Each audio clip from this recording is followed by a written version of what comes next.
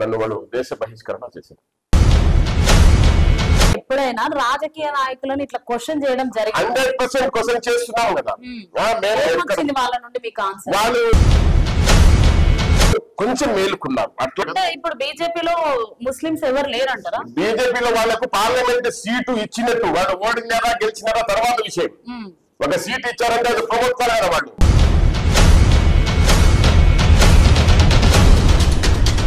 కోట్ల మంది భారతదేశంలో ముస్లింస్ ఉన్నప్పుడు ఒక ఉగ్రవాదుల్లాగా ఎలా మాట్లాడారు? అసలు ఆ మాటలు విన్నప్పుడు మీకు ఏమనిపిస్తుంది? ఎవరు మాట్లాడారు? పవన్ కళ్యాణ్ నేను అతనికి చెప్పాను కదా, అతనికి ఇది ఇచ్చాను, నేను కౌంటర్ ఇచ్చాను. నేను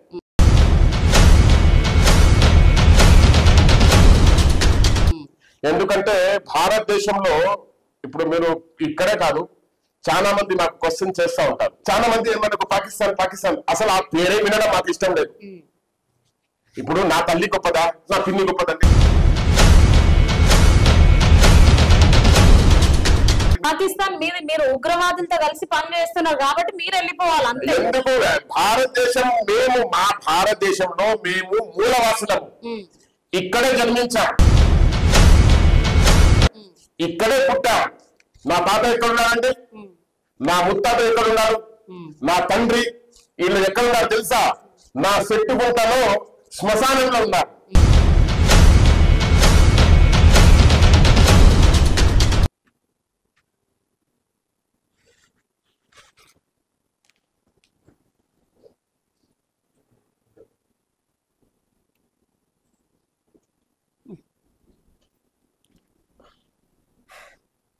నమస్తే, వెల్కమ్ టు టుడే న్యూస్. నేను మీ కల్పన.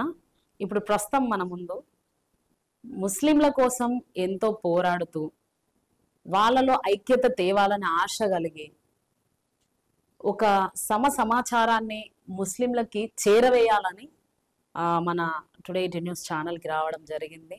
సో ఆ సార్ని అడిగి కొన్ని విషయాలు తెలుసుకునే ప్రయత్నం చేద్దాం. సార్ నమస్తే. Sir welcome to today news channel. ఎట్లున్నారు సార్? సార్ మీ పేరు? సార్ నా పేరు సయ్యద్ ఖలీల్ గా చెప్తారు. ఓకే, ఎక్కడి నుండి వచ్చారు సార్? నేను రైల్వే కోడు, ఉమ్మడి కడప జిల్లా. Okay, railway code. ఏం చేస్తుంటారు మీరు? నేను 33 సంవత్సరాల ముందు గల్ఫ్ దేశమైన కువైట్ లో జాబ్ కోసం వెళ్ళాను. అక్కడే జాబ్ స్థిరపడి ఇక్కడ పనిచేసి 33 years కంప్లీట్ చేసుకుని ఇక్కడికి వచ్చాను. 33 years కువైట్ లో జాబ్ చేశారు. ఓకే, అంటే కువైట్ లో జాబ్ అంటే మీరు మామూలుగా ప్రైవేట్ గా వెళ్ళిరా లేదా? ముందు ప్రైవేట్ గానే వెళ్ళాము. మేము బ్రదర్స్ అంతా అక్కడే 7 brothers కూడా కువైట్ గల్ఫ్ దేశంలోనే ఉంటాం. వాళ్ళలో నేను అక్కడ వెళ్ళాను. నా చాతుర్యంతో నేను గవర్నమెంట్ లో అక్కడ చేరడం, కువైట్ గవర్నమెంట్ వర్క్ చేయడం మా ఊరిలో మొదటి వాడిని. ఓకే, 33 years అక్కడే అక్కడే. అంటే రిటైర్మెంట్ అయ్యిందా లేదంటే మీరు వద్దనుకున్నా? కొన్ని కారణాలు అక్కడ నిరసన కార్యక్రమాలు జరిగాయి కోవిడ్ లో. ఇక్కడ తెలంగాణలో ఒక అమ్మాయి బలాత్కారం జరిగింది అని అక్కడ నిరసన కార్యక్రమాల్లో, అక్కడ నిరసనలు లేవు కానీ కొందరు నాకు పిలిపించారు కాబట్టి పోయాను. దానిలో నా స్పీచ్ అక్కడ వైరల్ అయింది. ఆ స్పీచ్ లో వాళ్ళు వదలకుండా ఇది మరో నిరసన, పెద్ద నిరసన అవుతుంది అని నన్ను వాళ్ళు దేశ బహిష్కరణ చేశారు. కువైట్ నుండి ఒకవేళ మీరు వెళ్ళాలంటే వెళ్ళలేము, కానీ క్లియరెన్స్ చేసుకొని వెళ్ళవచ్చు. కానీ ఆ అవసరం నాకు ఇప్పుడు లేదన్నమాట. నా జీవితమే ఎక్కడ గడిపేశాను, మళ్ళా నేను అక్కడికి పోవాల్సిన అవసరం లేదనుకుంటున్నా. ఈ 33 సంవత్సరాలు మీరు కువైట్ లోనే గడిపారు, మొత్తం మీ లైఫ్ అంతా అక్కడే. అంటే ఎన్ని సంవత్సరాలు ఉన్నప్పుడు మీరు కువైట్ కి వెళ్ళారు సార్? నాకు 17 years 10th క్లాస్ ఎగ్జామ్ రాశాను. అప్పుడు పరిస్థితులలో వెళ్లాల్సి వచ్చింది. ఎందుకంటే అప్పుడు చదువు మీద అంత శ్రద్ధ లేదు మనుషులకు. ఎవరో చదువుకున్నవాడు గొప్పవాళ్ళు అప్పుడు. అందుకే మా బ్రదర్స్ లో కూడా నేను కొంచెం బాగా చదివేవాడిని. ఆయన పరిస్థితులను బట్టి మేము వెళ్లాల్సి వచ్చింది. పరిస్థితులు అంటే ఫ్యామిలీ పరిస్థితులే. ఇప్పుడు మేము 7 brothers 2 sisters 9 members total. అమ్మ నాన్న ఏం చేసేవారు? అమ్మ నాన్న రైతులు చేసేవారు. వ్యవసాయం ఎక్కువ. మా తల్లిదండ్రులు ఒక టీ కొట్టు చేసుకుని జరుపుకునేవారు. మగపిల్లగారు ఎక్కి వస్తున్నారు కదా అని పంపించేసారు. వాళ్ళే పంపించారు. మీరు ఎన్నో వారు? నేను 4వ వాడిని మా అన్నదమ్ముళ్ళలో, కానీ అంతా కలిస్తే నేను 8వ వాడిని. మీరు అంటే సిస్టర్స్ బ్రదర్స్ కలిస్తే 8వ వాళ్ళు. ఈ 33 సంవత్సరాలు అక్కడ మీరు ఉన్నారు కదా సార్, అంటే 17 ఒక 33 అంటే 50 years ఆల్మోస్ట్ మీ లైఫ్ కంప్లీట్. 50 సంవత్సరాలు వచ్చే వరకు మీరు కువైట్ లోనే ఉన్నారు. మ్యారేజ్ ఎక్కడ చేసుకున్నారు మరి? రాయలసీమలో చేసిండ్రా? పక్కనే రైల్వే కోడూరులోనే ఇక్కడే మ్యారేజ్ చేసుకుని మళ్ళీ కువైట్ వెళ్ళడము నాకు 1 month 2 months లీవ్ ఉంటుంది. అంటే ఎన్నేళ్ళకి ఒకసారి వచ్చేవారు? నేను 1 year కు వచ్చేసేవాడిని. గవర్నమెంట్ జాబ్ లో ఉన్నారు కదా, లీవ్ తక్కువ ఉంటుంది, అందుకు 1 year వచ్చి వెళ్ళి పర్ మంత్ ఉంటారా? 1 month 1.5 months అక్కడ కొన్ని ఎక్స్ట్రా లీవ్స్ ఉంటాయి, దాంట్లో కలుపుతాం కదా, ఆ పరంగా వచ్చేసి. అయితే మమ్మీ డాడీ చిన్నప్పుడు వాళ్ళ కష్టాల ద్వారా మీరు చదువు వదిలేసి కువైట్ వెళ్ళాల్సి వచ్చింది. అన్న వాళ్ళందరూ ఇప్పుడు ఏం చేస్తూ ఉంటారు? మేము మా రైతు అందరూ వాళ్ళు కువైట్ లోనే ఉంటారు. ఇప్పుడు వచ్చేసారు, ఇప్పుడు అక్కడ 3 ఉంటారు, మిగతా వాళ్ళంతా ఇక్కడే. నాకంటే పెద్దవారు కదా వయసులో. అమ్మ నాన్న ఉన్నారా? 2 లేరు. ఓకే. మేడం ఏం చేస్తుంటారు సార్? మేడం ఇంటి హౌస్ వైఫ్. మీకు ఎంతమంది పిల్లలు? మాకు 3 కొడుకులు. 3 కొడుకులే, ఆడపిల్లలు లేరు? ఓకే. ఓకే, 3 కొడుకులు. ఏం చేస్తుంటారు వాళ్ళు? ఇద్దరు వచ్చేసి సాఫ్ట్వేర్ ఇంజనీర్, ఒకరికి ధర్మ చదువు చదివి బిజినెస్ పరంగా తీసుకొని పోతున్నాం. షాప్ ఉంది, షాప్ పెట్టి ఇచ్చారు. అది బిజినెస్ తో కూడా ఒక అబ్బాయి ఉండాలి, ఆ వ్యాపారం చేస్తుంది. సో ప్రెసెంట్ మీరేం చేస్తున్నారు? నేను రైతుగా ఉంటాను. రైతుగా ఊర్లోనే. అంటే పొలం ఉందా? పొలం ఉంది. ఎన్ని ఎకరాలు ఉంది? ఉంది, ఒక 7 acres ఉంది. మీ ఓన్ కనా లేదా అందరికి కలిపి? అందరికి కలిపి కదా, మా అన్నదమ్ములు మన ఆస్తులు పంచుకున్నాం, విడిపోయామన్నమాట. నా ఓన్ ఉంది, నేనే సొంతంగా అది మ్యాంగో చేస్తాను, దాంట్లో గడప. ఇంకా పిల్లలు వరి పండిస్తారా లేదా మ్యాంగో చెట్లు ఉన్నాయి? అది మొత్తం తోట. సో ఇప్పుడు అక్కడ ఉన్నారు ప్రెసెంట్. ఈ ముస్లిం ఐక్య వేదిక అంటే ఏంటి సార్ అసలు? ముస్లిం ఐక్య వేదిక అనేది ఇది ఎందుకంటే మీరు భారతదేశంలో చూస్తూ ఉంటారు, ముస్లింల సచ్చార్ కమిటీ, రంగనాథ్ మిశ్రా, వీళ్ళందరూ కూడా భారతదేశంలో పర్యటించి ముస్లింలు చాలా వెనుకబాటుతోనే ఉన్నారు, వీళ్ళని ముందుకు ఎలా తీసుకురావాలని అప్పుడు వాళ్ళు కమిషన్ ఒక రిపోర్ట్ ఇచ్చినా కూడా రాజకీయాల్లో మనకు స్థానం దొరకడం లేదు. ఆ స్థానం కోసము నాకు చాలా తపన ఉండేది. ఎందుకు భారతదేశంలో 30 కోట్లు మేము ఉన్నాం, మీరు కింద వేయండి పైన వేయండి, 30 కోట్లు ఉన్నాం. లెక్క ప్రకారం ఎత్తుకుంటే భారతదేశ జనాభా ప్రకారం 22 కోట్లకు ఒక పార్లమెంటు సీట్లు అంట. ఒక 22 కోట్లు జనాభా ఉంటే ఒక పార్లమెంటు సీటు. కానీ 30 కోట్లకు మేము ఎట్లా తీసుకున్నా కూడా పార్లమెంటులో మా ధామాష ప్రకారం మేము 90 కాడి నుంచి 100 సీట్లు పార్లమెంట్ లో ఉండాలి. మా సమస్యలు ఏమన్నా మాట్లాడాలనుకుంటే అక్కడ పార్టీల పరంగా ఒక 20 మంది ఉండాలి, కనీసం స్వతంత్రంగా గెలిచి ఒక్క వ్యక్తి కూడా ముస్లింలు లేరు పార్లమెంట్ లో. మనము చూడండి గడిచిపోయిన, మీరు అంటున్నారు ముస్లింలు వెనకబడి ఉన్నారు అని, అది వాస్తవం అంటారా? 100% వాస్తవం. లేకపోతే చూడండి, విద్యని వదిలేసాం, విద్య లేదు. నేనేమంటానంటే విద్య ఉంటే వైద్యుడు అవుతాడు, వైద్యుడు ఉంటే ఉపాధి వస్తుంది తప్పకుండా. ఈ 3 మనం లేము. మీరు ఎక్కడ చూడండి, హైదరాబాద్ కాదు, మేము పర్యటన చేసినప్పుడు మీరు చూడండి, ఎక్కడ కూడా ముస్లింస్ టోపీ పెట్టుకొని జామకాయలు అమ్మడము, ఆపిల్స్ అమ్మడము, ఈ బిజినెస్ అంటే ఆ బిజినెస్ కాదు. బిజినెస్ చేస్తే పెద్ద బిజినెస్. ఈ 4 చక్రాల బండి మీద ఆ బిజినెస్ ఎట్లా అవుతుంది?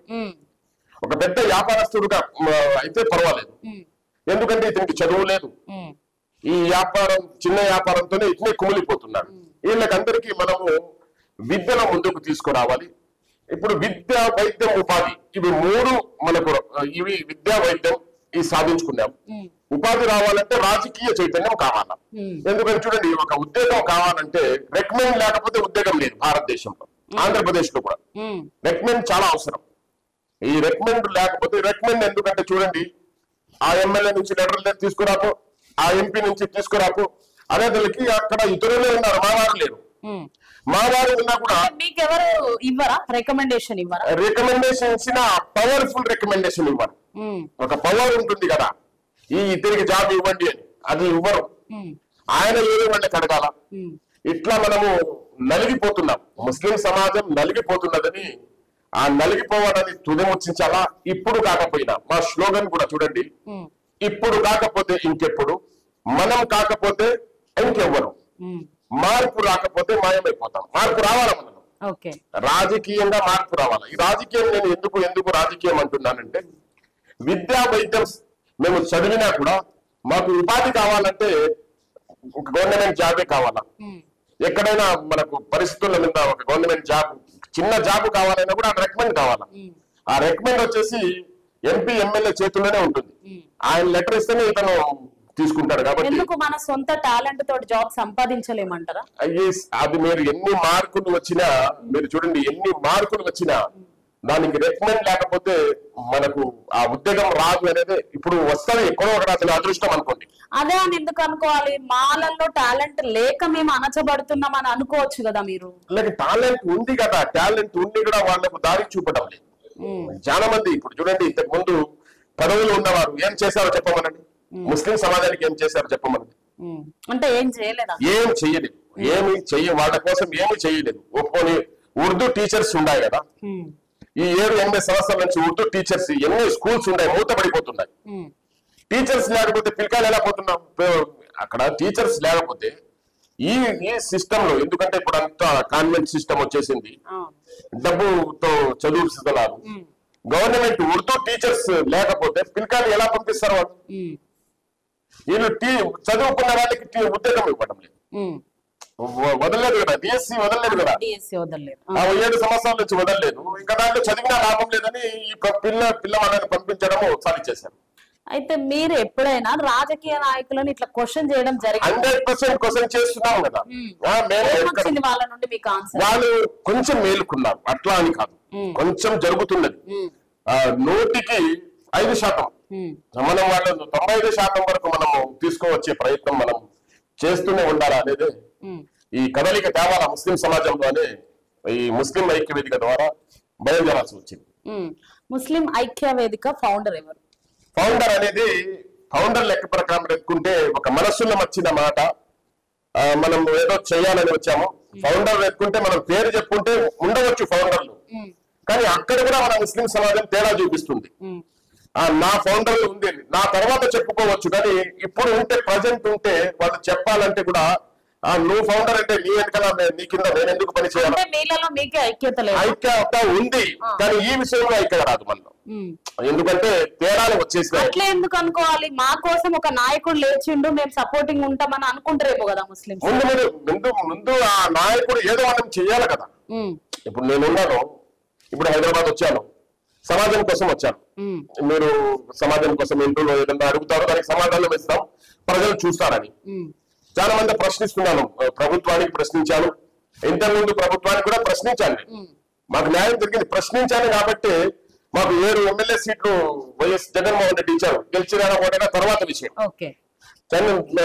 ముఖ్యమంత్రి చంద్రబాబు నాయుడు కూడా మాకు ఇచ్చేవారు ఎక్కువ, కానీ కొన్ని కారణాల వల్ల ఆయన ఇవ్వలేకపోయారు. కూటమి ప్రభుత్వంలో ఎన్ని సీట్లు? 3 ఇచ్చారు, 3 గెలిపించాం మేము. ఆయన 5 లేదు 7 ఇచ్చినా గెలిపించు. ఎందుకంటే ముస్లిం సమాజంలో కొంచెం మార్పు వచ్చింది, ఎందుకంటే మా వ్యక్తులు నేను గెలిపించుకోవాలని.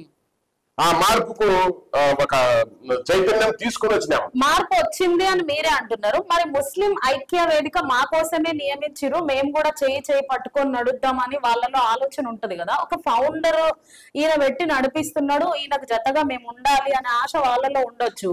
మీరు ఎందుకు ఆ పేరును బయటకు తీసుకురాలేకపోతున్నారు? పేరును తీసుకురావడానికి ఏం లేదు, కానీ నాకే ఇష్టం లేదు. కొన్ని చూడండి, కొన్ని నియమ నిబంధనలు కూడా ముందు పెట్టుకున్నాం మేము ముస్లిం ఐక్య వేదికలో. ఈ షరతుల మీదనే ఈ సంఘం నడవల. 2024 బలంగా వచ్చాయి ఎన్నికలు, చూశారు కదా మీరు, 2 పార్టీలు బలంగా. కానీ కొంచెం చెప్తారు కదా, చివర్లో అమ్ముడు పోతారు, కొనేస్తారు ఇట్లా అని. ఆ స్థితిలో మనం కనబడ్డా వాళ్ళకు. ఎందుకంటే మేము అని మీరు అంటున్నారు, చాలా మంది అంటున్నారు ముస్లిం ఐక్య వేదిక వాళ్ళు వాళ్ళలో వాళ్ళకి యూనిటీ లేక అమ్ముకున్నారు ఓట్లను అని. మేము నమ్మము, ఇది నమ్మము. కొందరు పార్టీలో కాకపోయినా లేక ముస్లిం ఐక్య వేదికలో ఇది జరగలేదు. ముస్లిం ఐక్య వేదికలో జరిగింది అంటే మీరేమంటారు? చూపించండి, ముస్లిం ఐక్య వేదికలో ఇది జరగలేదు. సయ్యద్ ఖలీల్ అమ్ముడు పోయిరు అంటే మీరేమంటారు? సయ్యద్ ఖలీల్ అమ్ముడు పోయి అంటే మీరు అడిగారు 100%. కొన్ని కొన్నవాడు ఉండాలి కదా, కొన్నవాడిని చూపించు. నేను అదే చెప్తున్నాను కదా. నేను రాష్ట్ర పర్యటన చేసినప్పుడు ప్రతి ఎమ్మెల్యేకు కలిశాను, ఎంపీలకు కలిశాను, ప్రజెంట్ ఎమ్మెల్యేలకు కూడా కలిశాను. అతను ₹1 నాకు ఇచ్చినట్టు నేను తీసుకున్నట్టు. ఇప్పుడు మీ ముందరనే చెప్తాను కదా, ఇదే నేను లైవ్ లో కూడా చెప్తాను, ఫేస్బుక్ లైవ్ లో కూడా చెప్తూ ఉన్నాను. మీరు ఇచ్చినట్టు నేను తీసుకున్నట్టు, కనీసం అడిగినట్టు వాళ్ళు చూపించాము. ఇంచుమించు 4 సంవత్సరాల నుంచి. మరి ఎందుకు కలిసిరు? ముస్లిం ఐక్య వేదిక నుండి మీరు ఎందుకు గెలవాల్సి వచ్చింది? ఎవరికి? ఎంపీని గాని ఎమ్మెల్యేని గాని. మా ముస్లిం సమాజానికి మీరు గెలవెత్తండి, మీ తరఫున. ఎందుకంటే మీరు పార్టీలలో ఉన్నారు. ఓకే, మీకు ఇస్తారు సీట్లు, నాకు ఇవ్వరు. ఇప్పుడు మీరు పార్టీలో ఉన్నారు, ఫలానా వ్యక్తికి సీట్ ఇవ్వండి అంటే అసలు పార్టీ కార్యకర్త ఉండాలి కదా. మీకు ఇస్తారని వాళ్ళ దగ్గరికి తీసుకొని పోయాం. మా సందేశం తీసుకొని పోయాం వాళ్ళ దగ్గరికి. వాళ్ళు కూడా దాని గురించి ఇప్పటికి కూడా వాళ్ళ మనస్సులో ఏముందో కానీ, వాళ్ళు బయట ఎలా ఉన్నా కానీ మనస్సులో మాత్రం వాళ్ళ ముస్లిం ఐక్య వేదికల మనస్సులో ఉంది అని. ఎందుకంటే వాళ్ళు చేసే ఫోన్ల ద్వారా నాకు తెలుస్తుంది. వాళ్ళు నాకు ఫోన్ చేస్తుంటారు కదా. ఎందుకంటే ఈ ముస్లిం ఐక్య వేదికను మీరు ఎన్ని ఒడిదుడుకులు వచ్చినా దీన్ని ఆపకుండా ముందుకు తీసుకునే ప్రయత్నం మీరు చేస్తూనే ఉంది ఖలీల్ భాయ్. మేము మీతో ఉన్నాము అని నాయకులు చెప్తున్నారు. నాయకులు చెప్తున్నారు. వాటి పేర్లు మనం బహిష్కరణ చేయాల్సిన అవసరం లేదు. కానీ అందరి మనసులో ఉంది, ఏదో ఒకటి చెయ్యాలా, సమాజం కోసం ఏదో ఒకటి చెయ్యాలని అందరి మనసులో ఉంది. కాబట్టి ఆ మనస్సులో ఎందుకు వచ్చిందంటే తట్టి లేదాం మేము. ఎందుకంటే జీవితాంతం పార్టీ అని చివరి వరకు మాకేం దొరకలేదు, ఏమీ దొరకలేదు. ఇదే కాదు, భారతదేశం నుంచి ఏం దొరకలేదు. ఈ రోజు మేము రాజకీయ రిజర్వేషన్ కూడా అడుగుతున్నాం. రాజకీయ రిజర్వేషన్ ఎందుకు అడుగుతున్నాం తెలుసా? చాలా మందికి తెలియదు. భారతదేశంలో 543 సీట్లు ఉన్నాయి సిస్టర్. 543 సీట్లలో భారతీయ జనతా పార్టీ ఇప్పుడు ప్రభుత్వంలో ఉంది కదా. దేశంలో ఎక్కడైనా ఒక ముస్లింకు సీట్ ఇచ్చిందే? ఏం రాజ్యాంగంలో లేవా మేము? అంటే బీజేపీ భారతీయ జనతా పార్టీ బీజేపీ ఒక్క సీటు ముస్లింకు ఇవ్వలేదు. అయితే భారతదేశం రాజ్యాంగంలో లేదా మేము? ఎందుకు ఇవ్వలేదు? అందుకు మాత్రం రాజకీయ రిజర్వేషన్ మా ముస్లింలకు కూడా మనకు వద్దు. ముస్లింలకు కూడా వెనకబాటుతనం ఉంది, చాలా బీదవారు ఉన్నారు కదా. ఇప్పుడు బీజేపీలో ముస్లింస్ ఎవరు లేరంటారా? బీజేపీలో వాళ్ళకు పార్లమెంట్ సీటు ఇచ్చినట్టు, వాళ్ళు ఓడినారా గెలిచినారా తర్వాత విషయం. ఒక సీటు ఇచ్చారంటే అది ప్రభుత్వాలైన వాళ్ళు లేదా గెలిపించుకోవాలా. వాళ్ళు 543 సీట్లలో ఒక్క సీటు ఇచ్చినట్టు నిరూపించండి. ఛాలెంజ్ చేస్తున్నాను కదా. కనీసం ఉత్తరప్రదేశ్ లో 403 ఎమ్మెల్యే సీట్లు ఉంటే ఒక్క సీటు ముస్లింకు ఇవ్వలేదు Bharatiya Janata party, BJP party. So ఈ ఇంటర్వ్యూ ద్వారా సయ్యద్ ఖలీల్ అనే వ్యక్తి బీజేపీకి సూటి ఛాలెంజ్ ఏం చేస్తున్నారంటే 543 సీట్లు ఉన్న ఈ భారతదేశంలో ముస్లిం అనే ఒక్క వ్యక్తి కూడా అందులో లేరు. ఒకవేళ ఉన్నా కూడా అందులో ఒక సీటు చూపిస్తే అనే సూటి ఛాలెంజ్ చేస్తున్నారు. ఇది మోడీకి ఇస్తున్నారు అనుకోండి, బీజేపీకి ఇస్తున్నారు అనుకోండి, ఎవరికైనా ఇది సూటి ప్రశ్నగా ఛాలెంజ్ గా విసురుతున్నారు. సో బీజేపీ వాళ్ళు దీనికి ఏం సమాధానం చెప్పాలనుకుంటున్నారు అంటే, ముస్లిమ్స్ భారతదేశంలో ఉండే వాళ్ళు ముస్లిమ్స్ భారతీయులు కాదా, ఎందుకు బీజేపీ వాళ్ళని గుర్తించడం లేదు అని సయ్యద్ ఖలీల్ గారు అడుగుతున్నారు. దీనికి మీ సమాధానం ఏంటి? ప్రజలారా మీ సమాధానం ఏంటో కామెంట్ చేయండి. సో సార్, ఇప్పుడు బీజేపీ మిమ్మల్ని గుర్తించడం లేదు కాబట్టి మీరు రాజకీయ రిజర్వేషన్ కావాలి అనుకుంటున్నారు. అది ఏ ప్రకారంగా అంటే చూడండి, మాకు ఇప్పుడు చూడండి, మతపరంగా రాజకీయ రిజర్వేషన్ లేదు అంటారు. మాకు మత ప్రకారం వద్దు, నేను ఓసీలో ఉంటాను, నాకు వద్దు. కానీ బీసీఈలో ఉన్నారు కదా, వాళ్ళకు రాజకీయ సీటు ఇవ్వండి.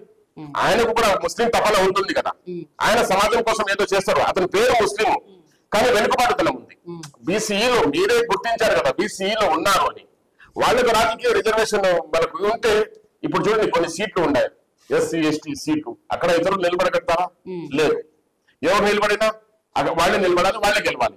అదే మాకు కూడా రాజకీయ రిజర్వేషన్ కనీసం 5%, 10% ఉన్నా కూడా మేము ఎక్కువ అడుగున 10% వీళ్ళు రిజర్వేషన్ ఇచ్చినా కూడా ఆ సీట్లలో మా వ్యక్తులపై మా కోసం మాట్లాడగలుగుతాం. ఆ దిశలోనే మేము రాజకీయ రిజర్వేషన్ కావాలని మేము ఒక గళం నెప్పుతున్నాం.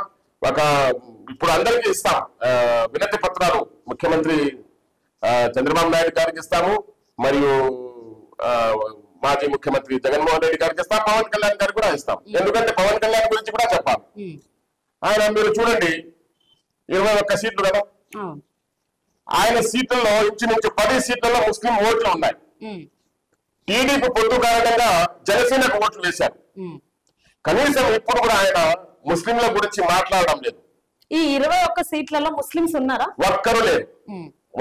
ఒక్క వ్యక్తి అతను కనీసం ముస్లింలకు 1 సీట్ ఇవ్వలేకుండా నేను 100% గెలిచేశాను 21 సీట్లు అంటున్నారు.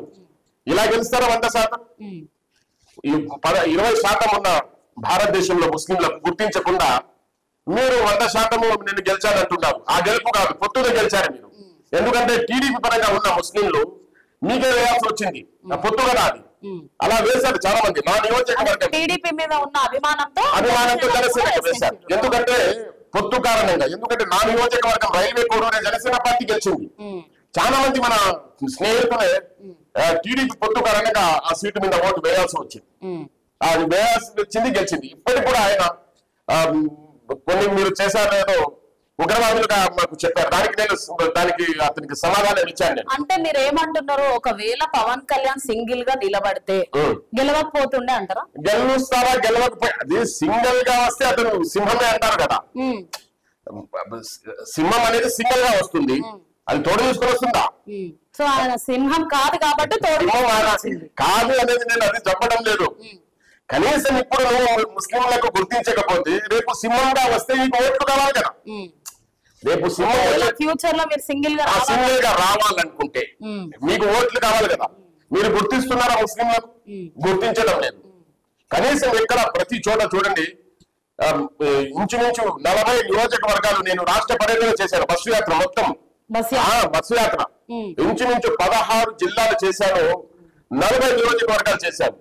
ప్రతి చోట 40, 30, 35, 60, 70 వేలు ముస్లింల ఓట్లు కూడా ఉన్నాయి చూశాను నేను. అలాంటి చోట కూడా మేము ఈ రోజు ఒక వ్యక్తిని ముస్లింని ఏర్పాటు చేసుకుని పోతున్నాము. అందుకే ఈ చైతన్యం తీసుకురావాలనే ఒక కంకణం కట్టాను. నా చివరి శ్వాస వరకు ఈ ముస్లిం ఐక్య వేదిక ద్వారా నా తోటి మిత్రులు కూడా చాలా మంచి వాళ్ళు ఉన్నారు. ఎందుకంటే మేము నీతి నిజాయితీ కూడా కావాలనుకున్నాం. ఎందుకంటే నీతి నిజాయితీ లేకపోతే చాలా ఇప్పుడు మీరు చెప్పారు కదా, మీరు కూడా డబ్బుకు చేస్తున్నారేమో, అమ్ముడు పోయారేమో అని.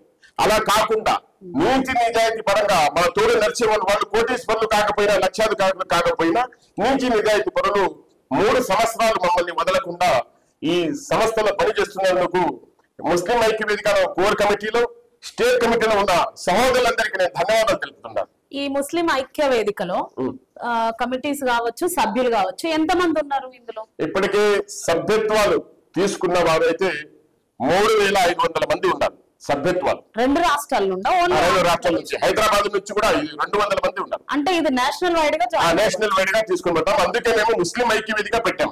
ముస్లిం ఐక్య వేదిక ఆంధ్రప్రదేశ్, ముస్లిం ఐక్య వేదిక తెలంగాణ అని పెట్టలేదు. 2 రాష్ట్రాలు కూడా ముస్లిం ఐక్య వేదికనే పెట్టాం. ఈ ఆలోచనతో పెట్టాం. ఇందులో జాయినింగ్ ఎట్లా? అసలు జాయినింగ్ ఏం లేదు, మా సభ్యత్వము ఆన్లైన్ ద్వారా కూడా అవుతుంది. దగ్గర ఉన్న నియోజకవర్గ సభ్యులు, జిల్లా సభ్యులు కూడా సభ్యత్వం తీసుకుంటారు. వాళ్ళు వాట్సాప్ ద్వారా మేము వాళ్ళకు సందేశాలు ఇస్తూ ఉంటాం. ఎక్కడ మా ప్రోగ్రామ్స్ జరిగినా వాళ్ళు వస్తూ ఉంటారు. ఎందుకంటే అంత గొప్పగా రాకపోయినా మీకు తెలుసు, ఎందుకంటే సక్సెస్ఫుల్ గా, ఎందుకంటే మేము 3000 మీటింగ్స్ కూడా చేశాం. బీగం నుంచి గుంటూరు స్థాపించారు. ఇది 2021, 4 ఇయర్స్ నవంబర్ 28 దీన్ని స్థాపించాం. 4 ఇయర్స్. సో జాయిన్ అవ్వాలా అనుకునే వాళ్ళు, ముస్లింస్ అందరూ మేము ఐక్యతగా ముందుకెళ్లాలని సయ్యద్ ఖలీల్ అనే వ్యక్తి, ఇది ఒక వ్యక్తి స్థాపించింది కాదు, ఇది ఒక శక్తిగా ముందుకు వెళ్ళాలి అనే ఆలోచనతో ముస్లిం ఐక్య వేదికను స్థాపించడం జరిగింది. ముస్లింలు ఎవరైనా జాయిన్ అవ్వాలి, మేము కూడా చేయి పట్టుకొని కలిసి నడవాలి అనుకునే వాళ్ళు సార్ నెంబర్ కింద మేము స్క్రోలింగ్ లో ఇస్తాము, మీరు కాంటాక్ట్ అవ్వండి, జాయిన్ అవ్వండి. ఎందుకంటే సార్ వాళ్ళ స్లోగన్స్ విన్నారు కదా, ఐక్యమత్యమే మహాబలం అన్నట్టుగా మీకోసం సార్ పోరాడుతున్నారు అనే ఉద్దేశం మీకుంటే ఖచ్చితంగా మీ సపోర్ట్ కూడా ఈ ముస్లిం ఐక్య వేదికకు చేయవలసిందిగా మా ఇంటర్వ్యూ ద్వారా మేము కూడా తెలియపరుస్తున్నాం. సో అయితే సార్ ఇప్పుడు సయ్యద్ ఖలీల్ అనే వ్యక్తి మంచిగా 33 సంవత్సరాలు కువైట్ లో సంపాదించుకొని వచ్చిర్రు. ఆయనకి ఏం తక్కువ ఉంది ఇప్పుడు, అందుకనే ఆయన ఈ ప్రోగ్రామ్స్ అన్ని చేస్తున్నారు, అందుకే రాజకీయ నాయకుడిగా ఎదగాలనుకుంటున్నారు, ఆయన ఒక ఫేమ్ కోరుకుంటున్నారు. కాబట్టి ఈ ముస్లిం ఐక్య వేదికను అడ్డం పెట్టుకొని మమ్మల్ని అందరిని అడ్డం పెట్టుకొని రాజకీయంలోకి రావాలి అని అనుకుంటున్నారు అంటే మీరేం చెప్తారు దీనికి? నేనే రాజకీయం రావాలనుకుంటే నేను ఒక్కడే కష్టపడేవాడిని. నా నియోజకవర్గంలో కష్టపడితే నేను రాజకీయ నాయకుడు అవుతాను. నేను రాష్ట్రం పర్యటించి అందరికీ నేను కలపాల్సిన అవసరం ఏమొచ్చింది? నా వ్యక్తిత్వంలో 10 మంది 15 మందిని చట్టసభల్లోకి పంపాలా. నేను ఒక్కడి పోతే లాభం లేదు కదా. ఆ 10 మందిని తయారు చేయాలా, 15 మందిని తయారు చేయాలా అనే ఉద్దేశం నా మనసులో ఉంది. నేను ఎప్పుడు కూడా నేను ఎమ్మెల్యే అవుతాను, నేను ఎంపీ అవుతానని ఆలోచన చేయలేదు. ఎందుకంటే చాలా మంది ఈ ప్రశ్న మీరు అడుగుతారు, నువ్వు స్వార్థం కోసం చేస్తున్నావు అని. నా స్వార్థం అయితే నా నియోజకవర్గం వచ్చేసి ఎస్సీ ఎస్టీ, అక్కడ నేను పోటీ చేయలేను కదా. నేను పోటీ చేయలేను. మీ ఊర్లో వచ్చేసి మీరు వ్యక్తిత్వంగా అక్కడ ఉంటూ మీరు ఎగబడకుండా నేను వస్తే అక్కడ మీరు గెలిపిస్తారా? గెలిపించేది ఉండదు కదా. సో అంటే మీ ఆలోచన ఏంటి? వేరే వాళ్ళను నేను సపోర్ట్ చేస్తా, గెలిపిస్తా, మా ముస్లిమ్స్ కి అవేర్నెస్ దేవాలి అన్నది మీ ఆలోచన. 100%. ఎందుకంటే ఇప్పుడు కొన్ని నియోజకవర్గాలు చెప్తాను నేను, ముస్లిం మెజారిటీ ఉన్నాయి. కర్నూలు సిటీ కానీ, నంద్యాల సిటీ కానీ, కడప కానీ, రాయచోటి కానీ, ఇక్కడ ముస్లింలు జెండాలే మోస్తున్నారు కానీ నాయకులు కాలేకపోతున్నారు. ఒక ఎమ్మెల్యే అయినా కూడా అది 10 కాదు. ఎందుకంటారు? వాళ్ళ ఆలోచన తీరు మార్చుకోవాలంటారా? ఎందుకంటే చూడండి, ఒక పార్టీ పరంగా గెలిచినా కూడా నేను ఎప్పుడు ఇలా మాట్లాడుతాను స్వాతంత్రంగా, వాళ్ళు మాట్లాడవచ్చు కదా. కొన్ని హక్కుల గురించి మాట్లాడవచ్చు. పార్టీకి వ్యతిరేకంగా మాట్లాడితే మిమ్మల్ని పార్టీ నుంచి తీసేస్తారు. సమాజానికి మీరు సపోర్ట్ గా మాట్లాడితే ఏ పార్టీ కూడా మిమ్మల్ని బయటికి తోయదు కదా. మీరు హక్కులు అడగండి. ఇప్పుడు ఆంధ్రప్రదేశ్ లో ప్రతి కులం వాళ్ళు వాళ్ళ హక్కులు సాధించుకుంటున్నారు. కానీ ముస్లిం సమాజం అక్కడికి పోయింది కూడా. ఇప్పుడు 3 ఎమ్మెల్యేలు ఉన్నారు. దుల్హన్ పథకం ఉంది, 1.5 సంవత్సరం అయింది. ఆయన ఎప్పుడు ఇస్తారో మాకు తెలియదు. ముఖ్యమంత్రి కూటమి ప్రభుత్వం ఎప్పుడు ఇస్తారో తెలియదు. కనీసం వీళ్ళు ప్రశ్నించాలి కదా. దుల్హన్ పథకము ప్రజలు అడుగుతున్నారు, ఓట్లు వేపించారు కదా. వీళ్ళు ఓట్లు మేము పూర్తి నమ్మకం ఉంది, నమ్మకంతోనే మిమ్మల్ని ఇది చేస్తామని ప్రజలకు నమ్మకం ఇచ్చారు కదా. ఇప్పుడు మాట్లాడాల్సింది ఎవరు? ప్రజలు మాట్లాడితే ప్రభుత్వం పట్టించుకోరు కదా. ఎమ్మెల్యేలు మాట్లాడాలి. దుల్హన్ పథకం కానీ మాకు ఏమేమి హామీలు ఇచ్చారు, ఆ హామీలు ఇంతవరకు ఏం రాలేదు ఇప్పటికి. ఈ సంవత్సరంన్నర కూటమి ప్రభుత్వంలో ఎలాంటిది వాళ్ళ పథకాలు చేయలేదా? పథకాలు అంటే జనరల్ పథకాలండి. మీరు జనరల్ పథకాలు ఇచ్చేటికైతే ఈ ముస్లిం హామీలని ఎందుకు ఇచ్చారు? ఇప్పుడు ముస్లిం హామీలు అని ఎందుకు ఇచ్చారు? ఆ హామీలు ఇవ్వనప్పుడు జనరల్ మీరు దాంట్లో మీకు ఇచ్చాము కదా అంటే అది జనరల్. అది ఈ హామీలు దుల్హన్ పథకం ఉంది. ఇప్పుడు బీదవారు ఉన్నారు, నాకొద్దు, నాలాంటి వారికి ఇవ్వదాకండి. కనీసం చాలా బీదవారు మహిళలు ఉన్నారు, పిల్లలు కూర్చొని ఉన్నారు ఇళ్లలో. మీరు 1,00,000 రూపాయలతో వాళ్ళకి ఏదన్నా జరుగుతుంది కదండి. గవర్నమెంట్ 1,00,000 రూపాయలు ఇస్తే చాలా మంది ఉంటారు, మేము చందాలు వసూలు చేస్తే అంటే ఎంతమంది 1,000 రూపాయలు ఇస్తే 1,00,000 అవుతుందండి. అదే ఒక ప్రభుత్వం 1,00,000 రూపాయలు ఇస్తే ఎంతమందికి ఇలా లక్షలు వేస్తే 1 కోటి రూపాయలు 100 మంది పెళ్లిళ్ళు చేయవచ్చు ప్రభుత్వం. ప్రజలు చేయలేరు. ప్రజలు సహాయం చేస్తున్నారు, నేను కాదనను. కానీ ప్రభుత్వం చేస్తుంది ఏమంటే ప్రతిదీ ట్యాక్స్ కడుతున్నాం కదా ప్రభుత్వానికి. ఆ ట్యాక్స్ డబ్బులో మా భాగం కూడా మాకు ఇవ్వండి అనేది అడుగుతున్నాం అంతే. ఇప్పుడు ఈ కూటమి ప్రభుత్వం వచ్చిన తర్వాత ముస్లింస్ కి ఏమి చెయ్యలేదు. అవును, ఇప్పుడు నేను చెప్తున్నాను కదా, వాళ్ళు ఏమి చేయలేదంటే జనరల్ పరంగా వచ్చాయి. ఇప్పుడు అదే జనరల్ గా కాకుండా మాకు ఇచ్చిన హామీలు ఏది ఇప్పటి వరకు వాళ్ళు అమలు చేయలేదు. మా ఎమ్మెల్యేలు కూడా అడగలేదు. దాంట్లో ఉన్న ఒక కార్యకర్త నాయకులుగా ఉంటారు కదా, వాళ్ళు కూడా దీనికి మీద ప్రశ్నించడం లేదు. ఇక ముందు చేస్తారన్న నమ్మకం ఉందా? వాళ్ళు చేయకపోతే రెండోసారి వాళ్ళు గెలవరు కదా. ప్రజలు అందరికీ ఒక ఛాన్స్ ఇస్తున్నారు. ఇంతకుముందు మాజీ ముఖ్యమంత్రి కూడా ఒక ఛాన్స్ అంటేనే ఇచ్చారు. రెండో ఛాన్స్ కి ఈయనకేమో ఇచ్చారు రెండో ఛాన్స్ ప్రజలు. ఈయన ఇప్పుడు ఈ సందర్భంగా అంటే మనకు పాత సీఎం గురించి, మాజీ సీఎం గురించి వచ్చింది కాబట్టి ఆయన ఓడిపోవడానికి కారణం ఏమై ఉండొచ్చు? మీరు ఇట్లా తిరుగుతూ ఉంటారు, రాజకీయం గురించి మీకు అవగాహన ఉంది, కొంతమంది మాటలు వింటూ ఉంటారు కదా సార్ మీరు. అంటే జగన్మోహన్ రెడ్డి ఓడిపోవడానికి కారణాలు ఏంటి అసలు? నేను బస్సు యాత్ర జనవరిలో చేశాను, మేలో ఎన్నికలు, పోస్ట్ వేస్తున్నారు, హంగ్ వస్తుంది అని అందరూ ఎగతాళి చేశారు. నువ్వు బస్సు యాత్ర చేస్తున్నావా, సర్వే చేస్తున్నావా అని. ఎవరికైనా మీరు పోయి అడగరండి, ఒక ఇక్కడ ఎటువంటి పరిస్థితిని అడగరా, అక్కడ పని ఎక్కడ అడగరా? మేము ఎక్కడ హోటల్స్ పైన అడుగుతున్నాం, ఏమంటే లేదండి మాకు సరిగా లేదు అని. ఎందుకంటే ఆయన చేసింది మంచి పనే, కానీ ప్రజల్లోకి పోలేదు. అది ప్రజల్లోకి పోయింది, నాయకుల పరంగా పోలే. అది మేము చూసాము. నేను ముందు చేస్తున్న హంగ్ వస్తుందంటే వాళ్ళు అర్థం చేసుకోలే. నేను ఓడిపోతారని చెప్పలేదు కదా, ఇప్పుడు ప్రభుత్వాన్ని ఓడిపోతారు అని నేను చెప్పలేను. అప్పుడు అధికారంలో ఉంది, అధికారం ఉంది, హంగ్ వస్తారంటే వాళ్ళు అర్థం చేసుకోవాలా. ఎందుకంటే ప్రజల్లో మేము ఈ బెల్ట్ రాయలసీమ బెల్ట్ లోనే చూశాను. మేము రాయలసీమ బెల్ట్ లోనే నేను చూశాను, ప్రజల్లో కొంచెం తేడా ఉంది. ఆ తేడా ఓట్ల పరంగా మారవచ్చు అని నేను అనుకున్నాను. కానీ ముస్లిం సమాజం కూడా ఎన్ఆర్సీ పరంగా కొంచెం వైఎస్ఆర్ పార్టీకి దూరం అయింది. ఎన్ఆర్సీ తీసుకువచ్చారు కదా, దాని పరంగా కొంచెం ముస్లిం సమాజం కూడా చాలా ఆలోచనగా ఎంత చేసినా కూడా అక్కడ ఓటు వేయడము చాలా మార్పు తీసుకుని వచ్చింది. అందుకు తెలుగుదేశం పరంగా కొంచెం ముస్లింలు మొగ్గు చూపారు. వీళ్ళు అనుకుంటారు తెలుగుదేశం ఎట్లా గెలిచింది అని. ఇప్పుడు చూడండి, కొన్ని చోట్ల 40,000 ఓట్లు ఉన్నాయి, అక్కడ 15,000 ఓట్లు తెలుగుదేశం పడాయనుకోండి. తెలుగుదేశం ఓట్లు 15,000 అక్కడ పడ్డాయి. 16,000 ఓట్ల మెజారిటీతో తెలుగుదేశం అభ్యర్థి గెలిచారు అంటే 15,000 ఓట్లు ఎవరండి? 15,000 ఓట్లు ఎవరి? ముస్లింస్.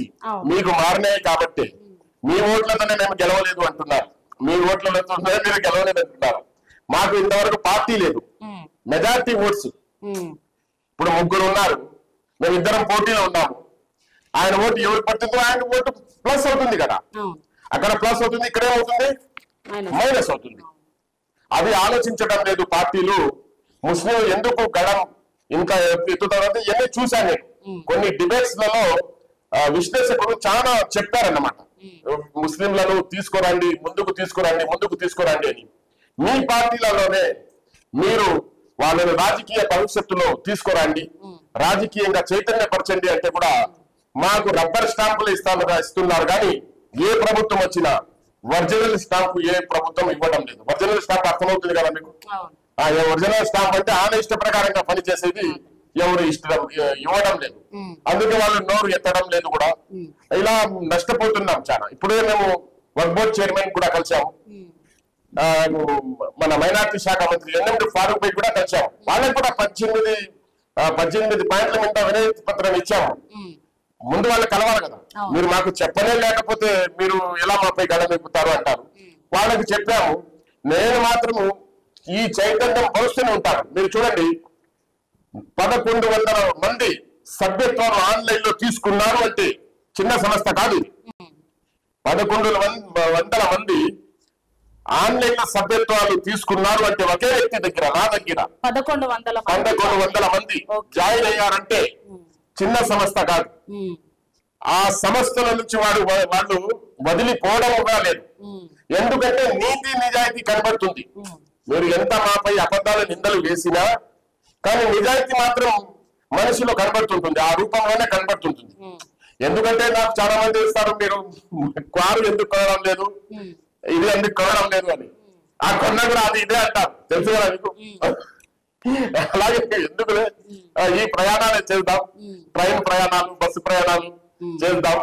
ఈ ఒక వ్యక్తి ఇంతకుముందు ఒక పార్టీ పెట్టి కూడా ఇలా చేశారు, మీకు తెలిసి ఉంటుంది. సమాజం ఇప్పుడు చూడండి, ఒక ట్రైన్ ప్రయాణం చేస్తే ఆ పరిస్థితులు నాకు తెలుస్తాయి, ప్రజల బాధలు మనకు తెలుస్తాయి. అలా చేద్దాం. నేనేదో ఒక మంచి కారు తీసుకొని ఆ లెవెల్ గా వచ్చి లెవెల్ గా పోతే అది తన స్వార్థం కోసం ఉంటుంది. కాబట్టి నేను సమాజం కోసం ఇలాగే చెయ్యాలనే ఒక తపనతో ఈ రోజు ప్రతి చోట ఎక్కడికి పిలిచినా నేను పోతున్నాను. అల్లా నాకు దేవుడు ఆ సహకారం ఇచ్చారు కాబట్టి, ఎందుకంటే ఈ వయసులో కూడా నేను ఈ ప్రయత్నం చేస్తున్నాను. అయితే సయ్యద్ ఖలీల్ అనే వ్యక్తి సోషల్ వర్కర్, భారతదేశం అంటే ప్రాణం పెట్టే వ్యక్తి అని మేము విన్నాం సార్.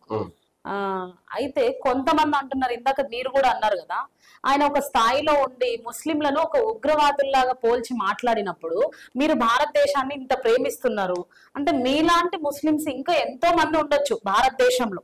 మీరు అన్నారు 30 కోట్ల మంది భారతదేశంలో ముస్లింస్ ఉన్నప్పుడు ఒక ఉగ్రవాదుల్లాగా ఎలా మాట్లాడారు? అసలు ఆ మాటలు విన్నప్పుడు మీకు ఏమనిపిస్తుంది? ఎవరు మాట్లాడారు? పవన్ కళ్యాణ్ నేను అతనికి చెప్పాను కదా, అతనికి ఇది ఇచ్చాను, నేను కౌంటర్ ఇచ్చాను నేను. ఎందుకంటే భారతదేశంలో ఇప్పుడు మీరు ఇక్కడే కాదు చాలా మంది నాకు క్వశ్చన్ చేస్తూ ఉంటారు దేశభక్తి గురించి. ఈ దేశం ఇప్పుడు చూడండి, నా అబ్బాయి ఉన్నాడు, క్రికెట్ సెలెక్ట్ అయితే ఏ దేశం గురించి ఆడతారు? భారతదేశం గురించి. పాకిస్తాన్ గురించి ఆడతారా? చాలా మంది మనకు పాకిస్తాన్ అసలు ఆ పేరే వినడం మాకు ఇష్టం లేదు. ఇప్పుడు నా తల్లి గొప్పదా, నా పిన్ని గొప్పదంటే మీరు చెప్పండి.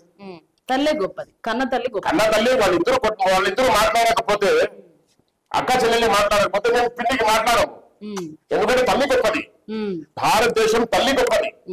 ఈ భారతదేశం, నేను ఈ దేశం కోసం పోరాడి మరణిస్తే మాకు స్వర్గం ఉంది. ఈ దేశం కోసం, శత్రు దేశం కోసం నేను పోరాడి సస్తే నేను నరకానికి పోతాను, తెలుసు కదా. ఒకవేళ పవన్ కళ్యాణ్ ఇది సనాతన ధర్మం, హిందూ దేశం కాబట్టి ముస్లింస్ అందరు ఇక్కడ నుండి వెళ్ళిపోవాలి అంటే ఆయన ఆ మాట చెప్పారు 100% నేను కాదను. ఆయన చెప్పింది 100% నిజం. మొత్తం 21 మందిని రాజీనామా పెట్టి ఆయన తిరిగి గెలిపించుకొని ఆయన సనాతన ధర్మంలో పోమని. ఇంతకుముందు ఏం చెప్పారండి? మేము పొత్తు పెట్టుకున్నా మేము సెక్యులర్ వాళ్ళని, ఇక్కడ ఉన్న ముస్లింలు దేశభక్తి నిరూపించుకోవాల్సిన అవసరం లేదు. ఈ కర్నూలు జిల్లాలోనే చెప్పారు పవన్ కళ్యాణ్ గారు, వీళ్ళు చీటికి మాటికి దేశభక్తి గురించి అడగదాకండి అని ఆయన చెప్పారు. ఈ రోజు ఆయన చెప్తాడు ఉగ్రవాదులు అని. ఆయన ఏ రూపంలో ఏ ఇదిలో చెప్పేశాడు నాకు తెలియదు, కానీ ఆయన చెప్పిన వీడియోలే మేము ప్రజలకు చూపించాము. కానీ ఆయన మాట మీద నిలబడడం లేదు. ఎందుకంటే భవిష్యత్తులో ముఖ్యమంత్రి అవ్వచ్చు, కానీ ఒక దిశానిర్దేశం అనేది మాకు రాకూడదు. ఎందుకంటే సనాతన ధర్మం అని చెప్తున్నారు మీరు. సనాతన ధర్మం మాకు ఇష్టమే. సనాతన ధర్మంలో భారతదేశంలో ఓన్లీ హిందువులు మాత్రమే ఉండాలా, ముస్లిమ్స్ క్రిస్టియన్స్ ఉండకూడదా? ఇంకా వేరే సిక్కుస్, బౌద్ధిజం ఇవన్నీ ఉండకూడదా? ఆయన చెప్తున్న లెక్క ప్రకారం అయితే అదే. దానికి మీరేమంటారు? మేము ఎందుకు చెప్తాము కదా, రాజ్యాంగం, భారతదేశం రాజ్యాంగం ప్రజాస్వామ్యం, ఈ హక్కు మాకు ఇచ్చి ఉంది. ఆయన అప్పుడు అనుకున్న మాట, భారతదేశంలో ఆయన హక్కులు మొత్తం సనాతన ధర్మం ఎప్పుడు వస్తుంది అని చెప్పారు కదా. 21 ఎమ్మెల్యే సీట్లు, 2 పార్లమెంటు సీట్లు ఉన్నాయి. అతను రాజీనామా పెట్టి సనాతన ధర్మం బాధ్యతగా గెలవమనండి, అప్పుడు మేము అయిపోతాం. మేము స్వీకరించాల్సి వస్తుంది. అంటే మీరు ఏమంటున్నారు అంటే ఇప్పుడు ఓన్లీ హిందూస్ తో మాత్రమే ఓటింగ్ వేయించుకొని ఆయన గెలిచి చూపించి అంటున్నాను. అప్పుడు మీరు వెళ్ళిపోతారా? వెళ్ళిపోతాం. మీరు భారతదేశాన్ని వదిలేసి వెళ్ళిపోతాం. ఎందుకంటే చూడండి, 30 కోట్లు ఉన్న భారతదేశంలో మేము వెళ్ళిపోవాలంటే అక్కడ పోయి ఎవరో మాట్లాడాలి, రావాలి కదా. ఇప్పుడు ఏ దేశానికి మమ్మల్ని పంపాలని ఉన్నారు, ఎక్కడ పంపిస్తారు మమ్మల్ని? ఎక్కడ పంపిస్తారు? ఎక్కడ? పాకిస్తాన్ అంటున్నారు. పాకిస్తాన్ అక్కడ పోయి మాట్లాడి రావాలి కదా. అక్కడ మనకి స్థలాలు ఉండాలి కదా. నీరా వదిలేసేదానికి? ఒక్క మనిషిని ఈయన్ని తీసుకోండి అని తీసుకోవాలనే దానికి అక్కడ ప్రభుత్వాలు తీసుకోండి అని మేము ఎందుకంటాము? భారతదేశం మాది, పాకిస్తాన్ మీది. మీరు ఉగ్రవాదులతో కలిసి పని చేస్తున్నారు కాబట్టి మీరు వెళ్ళిపోవాలి అంతే. ఎందుకు? భారతదేశం మా భారతదేశంలో మేము మూలవాసులము, ఇక్కడే జన్మించాం, ఇక్కడే పుట్టాం. నా తాత ఎక్కడున్నారండి? నా ముత్తాత ఎక్కడున్నారు? నా తండ్రి వీళ్ళు ఎక్కడున్నారు తెలుసా? నా చెట్టుగుంటలో శ్మశానంలో ఉన్నారు. మాకు పాకిస్తాన్ పంపేవారు ఈరోజు చెప్తున్నాను మీకు, ఈ శ్మశాన భూమి కూడా మాకు తోడు పంపాలి. ఎందుకంటే మేము శ్మశానానికి రావాలి కదా. ఇప్పుడు మీరు కూడా ఉన్నారు, మీ పెద్దవారికి చూడాలంటే రావాలి కదా శ్మశానానికి. మా శ్మశాన భూమిని కూడా మా తోడు వీళ్ళు ఏ దేశానికి పంపాలనుకుంటున్నారో ఆ శ్మశాన భూమి కూడా మా తోడు పంపాలి. ఎందుకంటే మమ్మల్ని పంపాలంటున్నారు కదా. ఎందుకంటే మా తాత ముత్తాతలు ఇక్కడ మరణించి ఉన్నారు, వాళ్ళ శ్మశానాలు ఇక్కడ ఉన్నాయి. నేను మరణిస్తే కూడా ఇక్కడే మరణించాలి. వాళ్ళు మా శ్మశానాలు కూడా పంపమనండి మా తోడు. శ్మశాన భూమి ఉంటుంది కదా, ఆ భూమి కూడా తీసుకొని పోవాలి కదా. లేకపోతే మళ్ళీ ఇక్కడ రావాలి కదా, మళ్ళీ మాకు పాస్పోర్ట్ వీసాలు ఇవ్వాలి కదా. అలా కాకుండా వీళ్ళు జరిగే విషయాలు కాకుండా మనుషులను ఒక అరాచకంగా ఈ కలతలు పెట్టి రాజకీయంలో ఇలా గెలవాలని అనుకుంటున్నారు. ఇప్పుడు మీరు చూశారు పాకిస్తాన్ కానీ, బంగ్లాదేశ్ కానీ, నేపాల్ కానీ, మరియు శ్రీలంక కానీ పరిస్థితుల్లో మీరు చూశారు కదా, సోషల్ మీడియాలో చూస్తున్నారు కదా. ఇలాంటి విషయాలలో మీరు వచ్చింది సేవ చేస్తాం, ప్రజలకు ఇచ్చిన హామీలు పూర్తి చేశామని వచ్చాము. కానీ ఈ సనాతన ధర్మము ఇది అని చెప్పి మీరు వచ్చి ఉంటే అది వేరే విషయం. మీరు ఉగ్రవాదులను మమ్మల్ని పోలుస్తున్నారు కదా, ఉగ్రవాదులను పోలించేటప్పుడు నా ఉగ్రవాదితనం మీరు చూపించాలా నాకు. ఇప్పుడు నా ఊరు ఉంది, ఆ ఉగ్రవాది ఓటు కూడా తీసుకున్నారు కదా, మరి ఎవరు ఇప్పుడు ఉగ్రవాది అని పోల్చే వాళ్ళు ఓట్లు తీసుకున్నారు కదా, ఆ ఓట్లతోనే మీరు గెలుచున్నారు. నా నియోజకవర్గంలోనే మీకు ఓట్లు పడే, లేకపోతే ఎలా గెలుస్తారు మీరు? మీకు ఎత్తుపైన 30,000 ఓట్లు ఉంటాయి, 2 లక్షల ఓట్లలో ఎలా గెలిచారు మీరు? అలా మీరు చెప్పండి.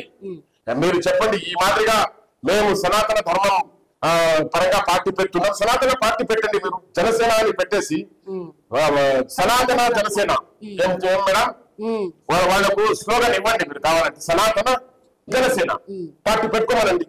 అప్పుడు ప్రజలు వాళ్ళని స్వీకరిస్తారు తప్పకుండా. కానీ ప్రజలకు మోసం చేయకూడదు. ఎందుకంటే ఏ హామీలు ఇచ్చారో ఆ హామీల పరంగా పనులు చేయకుండా ఇలా తీసుకుని ఆయన వచ్చిన 3 నెలలకే ఇలా తిరిగిపోవడము ప్రజల్లో అంత ఇదిగా లేదన్నమాట. ప్రజల్లో మైనస్ లో జరుగుతాం. మరి ఈ సందర్భంగా ఈ ఇంటర్వ్యూ ద్వారా మీరు పవన్ కళ్యాణ్ కి ఏం చెప్పాలనుకుంటున్నారు? పవన్ కళ్యాణ్ కి చూడండి, లెక్క ప్రకారము నేను ప్రజారాజ్యంలో పనిచేశాను, వాళ్ళన్న చిరంజీవి, నేను అభిమాని. దాని తర్వాత వాళ్ళ కుటుంబీకుల అభిమానం మేము, మన మెగాస్టార్ కుటుంబీల అభిమానం. ప్రజారాజ్యంలో మా అన్న కూడా పనిచేశారు, పార్టీలు పని చేశాము. ఆ రోజు మీకు ముస్లింలు వీళ్ళు ఉగ్రవాదులుగా గుర్తించి ఉంచవచ్చు కదా. ఇప్పుడు కూడా మేము చెప్తున్నాం, మీ పార్టీలో ఉన్న వారిని ముస్లింలని ఉగ్రవాదులని బయటికి చేయండి, లేకపోతే మీ పార్టీలో ఉన్నారంటే వారు ఉగ్రవాదులే మేము అనుకుంటాం. లేకపోతే మీ పార్టీలో ఉన్నారు కదా, మీ పార్టీలో మాకు కౌంటర్ ఇచ్చారు, నేను కౌంటర్ ఇస్తే వాళ్ళు టెలిఫోన్లు కూడా ఎత్తులే వాళ్ళ పార్టీ కార్యకర్త ముస్లింలు. ఎందుకంటే నేను అదే ఒక విషయం చెప్తున్నాను, ఒక నాయకుడు వస్తారండి, ఎవరైనా చచ్చిపోయారనుకోండి, వాళ్ళు వచ్చి సంతాపం తెలిసి 2 ఫోటోలు ఎత్తుకొని పోవాలి. కానీ వీళ్ళకి మీరు జనాజా అంటాం మేము, కాడి అంటారు కదా, ఇవి మోయాల్సింది ఎవరనేది ముస్లింలు మోయాలి.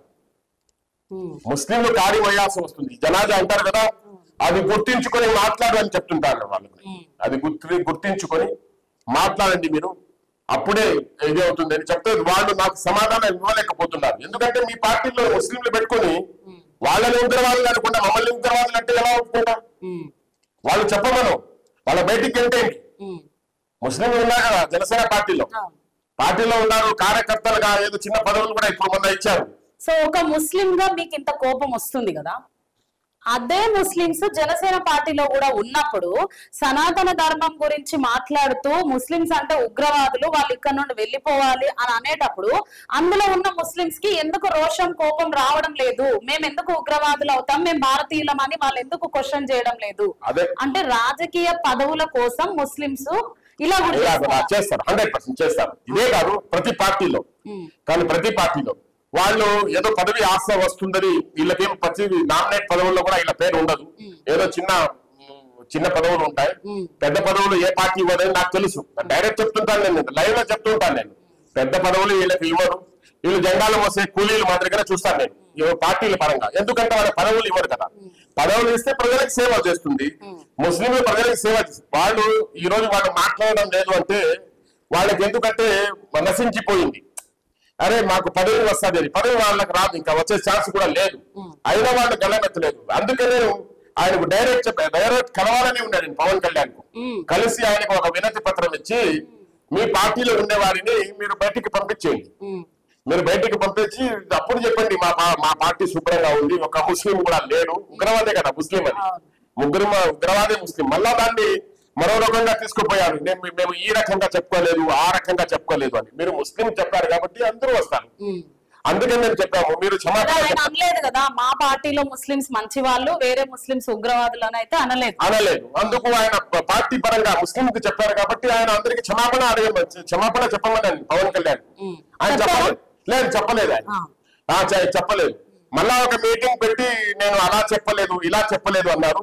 కానీ మనుషుల్లో మాత్రం నాటుకుపోయి ఉంది అది ఉగ్రవాది అనేది. చూడండి 30 కోట్లు భారతదేశంలో మేము ఈ దేశభక్తి గురించి మేము ఇది చేస్తాం, కానీ ఎవరో పక్కవాడి గురించి మనకెందుకు, మనకు అవసరమే లేదు.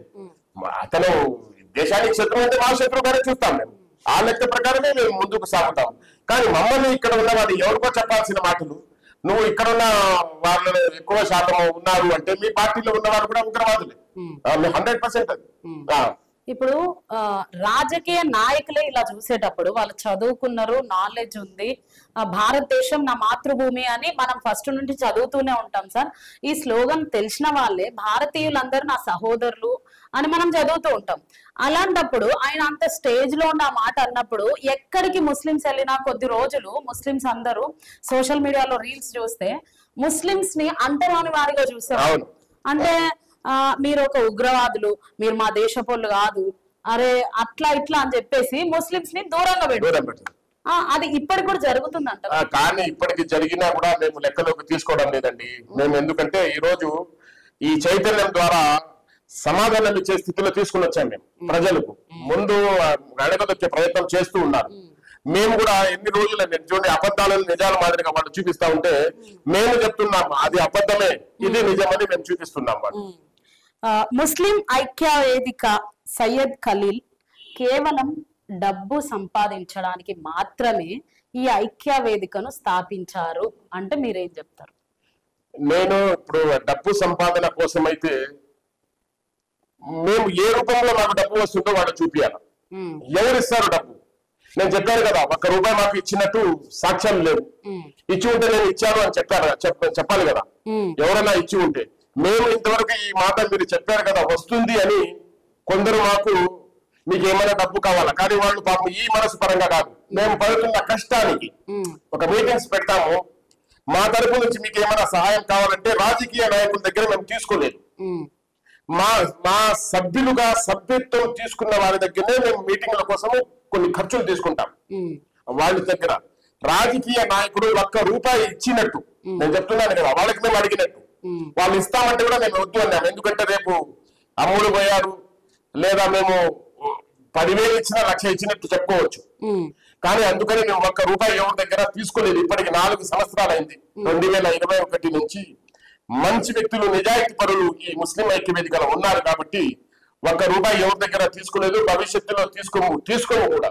భవిష్యత్తులో తీసుకోము కూడా. ఒకవేళ ఏదైనా మేము ఒక ఆలోచన పెడితే పార్టీ పరంగా పోవాలని కూడా ఆలోచిస్తున్నాం మేము. పార్టీ పరంగా ఎందుకంటే మాకు న్యాయం జరగకపోతే, న్యాయం జరిగితే లేదు. ఇప్పుడు చూడండి ఏది కూడా స్థానిక ఎన్నికలు వస్తున్నాయి, అది మేము చెప్పడం మర్చిపోయాం. స్థానిక ఎన్నికల్లో వస్తున్నాయి. అప్పుడు విద్యాశాఖ మంత్రి లోకేష్ గారు ఉన్నారు కదా, ఆయన రాష్ట్ర పర్యటన పాదయాత్ర చేశారు. చాలా మంది మా డిమాండ్స్ ఎత్తుకొని పోయినా, మాకు ఈ సీట్లు ఇవ్వండి, ఎంపీ సీట్లు ఇవ్వండి, ఎమ్మెల్యే సీట్లు ఇవ్వండి. ఆయన ఏం చెప్పారంటే మీరు స్థానికంగా బలపడండి, మళ్ళా రాబోయే రోజుల్లో మీరే నాయకులు అవుతారు, మీరు కోరిన ఎంపీ సీట్లు ఎమ్మెల్యే సీట్లు అన్నారు. ఇప్పుడు ఈ స్థానిక ఎన్నికల్లో ఎలా వాళ్ళు గుర్తిస్తారా? వాళ్ళు గుర్తించకపోతే మేము స్వతంత్ర అభ్యర్థులను దింపడానికే ఈ పాదయాత్ర. ఓకే, ఇప్పుడు మీరు రాజకీయ అవేర్నెస్ అంటే ముస్లిమ్స్ లో రాజకీయ చైతన్యం తేవడానికి ఒక పాదయాత్ర చేస్తున్నారని వింటున్నాం. ఎక్కడి నుండి ఎక్కడికి? మేము ఇంచుమించు ఒక 25 కిలోమీటర్లు ఫస్ట్ టైం పెట్టుకున్నాము. పులివెందల, కడప జిల్లా పులివెందల నియోజకవర్గంలోని సింహాద్రిపురం అని ఉంది. సింహాద్రిపురం నుంచి పులివెందల వరకు ఆ రోజు ఈ మా రాజకీయ రిజర్వేషన్ డిమాండ్, రాజకీయ రిజర్వేషన్ అంటే స్థానిక ఎన్నికల్లో రాజకీయ రిజర్వేషన్ అంటే స్థానిక ఎన్నికల్లో మనకు రావాల్సిన హక్కులు, హామీలు ప్రభుత్వంలో, లేకపోతే ఈ పాదయాత్రలు రాష్ట్రమంతా పర్యటిస్తాం పాదయాత్రతోనే. కానీ కొన్ని జిల్లాల బలంగా పరుస్తాం, కొన్ని జిల్లాలుగా పర్యటించే ప్రయత్నం చేస్తాం. ఇది మొదలు సింహాద్రి కేవలం స్టార్టింగ్ మాత్రమే. ఒకవేళ మా డిమాండ్స్ వినకపోతే రాష్ట్రం పాదయాత్ర చేస్తాం. ఈ స్థానిక ఎన్నికల్లో మమ్మల్ని గుర్తించకపోతే మా ఒక చైతన్యం ఎక్కువ చూపించే ప్రయత్నం చేసి ముస్లిం సమాజాన్ని కొన్ని చోట్ల మేము మనకు మేమే ఓట్లు వేస్తే కూడా గెలిచే స్థానాలు ఉన్నాయి. అయితే మీరు స్టార్టింగ్ నుండి ఒక మాట అంటున్నారు, ముస్లింలో చైతన్యం తేవాలి అని. అంటే ముస్లింలో చైతన్యం లేదంటారా? చైతన్యం ఉంది, అది పార్టీల పరంగా ఉంది. కానీ సమాజం వాళ్ళకి జెండాలు మోసే పరంగా ఉండాలి. కానీ సమాజం కోసం నేనేం చేశాను సమాజం కోసం అనేది లేదు. ఉప ముఖ్యమంత్రులు ఉన్నారు, మంత్రులు ఉన్నారు, ఏం చేశారు అనేది లేదు. నేను ఒక డిమాండ్స్ పెట్టాను. ఏమని? వక్ఫ్ బోర్డ్ స్థలం ఉంది కదా, వక్ఫ్ బోర్డ్ స్థలం ఉంది. ఆ వక్ఫ్ బోర్డ్ స్థలంలో ముస్లింలకు చిన్న చిన్న కమ్యూనిటీ హాల్స్ కట్టండి. ఆ స్థలం సేఫ్ అవుతుంది. మాకు ఇచ్చే బడ్జెట్ ఉంటుంది కదా, మైనార్టీ బడ్జెట్ లో రాష్ట్రంలో ముస్లింలు మెజార్టీ ఉన్న చోట కమ్యూనిటీ హాల్ మీరు కట్టించారనుకోండి, ఆ వక్ఫ్ బోర్డ్ స్థలం సేఫ్ అవుతుంది. మా డబ్బు కూడా వృధా కాదు. ఎందుకంటే రేపు ఏమన్నా ఒక మీటింగ్ జరుపుకోవాలంటే మేము హాల్స్ డబ్బు పోవాలా, అక్కడ పర్మిషన్లు ఇవి ఉంటాయి. అదే మేము ఒక చిన్న పెళ్లిళ్ళు ఉంటాయి, ఫంక్షన్ చిన్న కార్యక్రమాలు ఉంటాయి, వాళ్ళు లక్షలు పెట్టి అక్కడికి పోలేరు. ఇది సమాజం కోసం ఏదో చిన్న ఖర్చు 5,000లో ఒక 10,000 ఇచ్చి ఒక పెళ్లికైనా, అది కూడా ఊరికే కాకుండా మీరు కట్టించేది కాకుండా అది ఉంటుంది కదా కరెంట్ ఛార్జీకి, అవి కట్టాలంటే ఒక 5,000లో 10,000లో ఈ కమ్యూనిటీ హాల్ ముస్లిం సమాజానికి పనికి వస్తే అది కూడా మేలవుతుందని ఇద్దరికి పోయి తెలిపాము మేము, వక్ఫ్ బోర్డ్ చైర్మన్ కు, మైనార్టీ శాఖ మంత్రికి. వాళ్ళు దాని మీద ఏం ఆలోచిస్తారు? వాళ్ళు ఆలోచించకపోతే మేము మా గళం ఎక్కువ ప్రజల్లోకి పోతాము. ప్రజలు మమ్మల్ని మీరు చూస్తూ ఉంటారు. నేను పర్యటించేటప్పుడు నాకు డోన్ తగులుతుంది ఈ దారిని, మీకు తెలుసు లేదు? డోన్ కర్నూలు ఎక్కడ స్వాగతించారు. నేను వస్తున్నాను హైదరాబాద్ కు అంటే స్వాగతించారు. ఇది చూసేవారు. అరే ఖలీల్ భాయ్ అనే వాళ్ళు అన్నారు, మేము కూడా ఆ సంఘంలో చేరాలని ఎక్కువ శాతం నాకు ఫోన్ చేస్తూ ఉంటారు. ఈ సంఘం ఇంకా బలపడుతుందని మాకు ఆశ ఉంది. మాకు ఈ పార్టీల పరంగా, మాకు రాజకీయంగా ఈ స్థానిక ఎన్నికల్లో గుర్తించకపోతే మేము కూడా ఒక పార్టీ పరంగా పోయేదానికి ఆలోచిస్తున్నాం. తప్పకుండా పార్టీ పరంగా పోయేదానికి ఆలోచిస్తున్నాం మేము. ఇప్పుడు కాకపోయినా భవిష్యత్తులో మాకు ఒక పార్టీ కావాలి. ఎందుకంటే పార్టీ లేకపోతే మేము స్వతంత్రంగా అభ్యర్థులుగా నిలబడాలని ఇప్పుడున్నాము. రేపు పార్టీ కూడా భవిష్యత్తులో కావచ్చు. ఎందుకంటే ఈ పార్టీలు గుర్తించకపోతే ఆ ఆలోచనతో ఉన్నాం. ఓకే. సయ్యద్ ఖలీల్ అనే వ్యక్తి డబ్బు ఉన్నా కూడా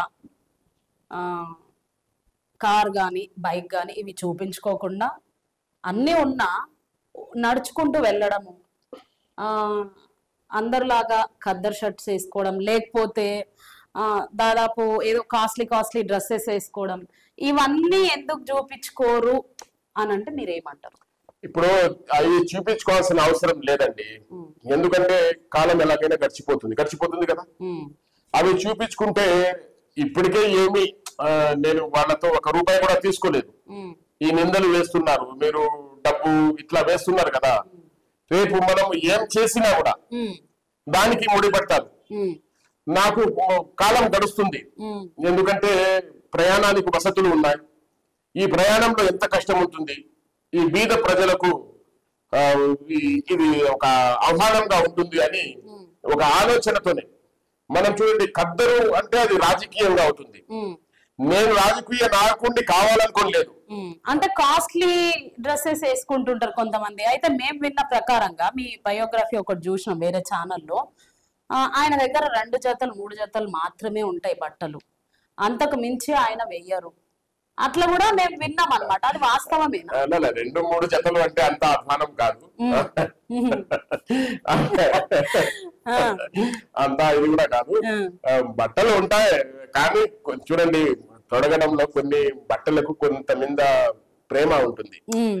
ఇప్పుడు ఇదే నా డ్రెస్సింగ్ కోవిడ్ లో, ఇక్కడ నేను తొడగను, ఇప్పుడు తొడిగి ఉన్నాను కదా.